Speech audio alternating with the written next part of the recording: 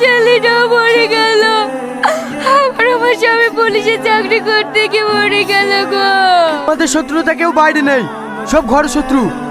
এই হাবিলদার, ওদেরকে নিয়ে এসো তো। এই বল, কেন তোর বাপকে মেরেছি? স্যার, আমি চাকরি না পেলে আমাকে বিয়ে করতুক না, তাই চাকরি পাওয়ার লেগে আমি আর ভাবি আব্বাকে মেরে দিয়েছি। রোহন, তোর বাপ কি অন্যায় করেছিল বল? তাই সামান্য একটা মেয়েকে বিয়ে করার লেগে নিজের বাপটাকে মেরে ফেললি। মা, আমি আব্বাকে মেরে বিশাল ভুল করে ফেলেছি, তুমি আমাকে ক্ষমা করে দাও। তোর মতন কুলাঙ্গার ছেলের কোনো ক্ষমা নেই। স্যার, ওকে আপনি আমার চোখের সামনে থেকে সরান।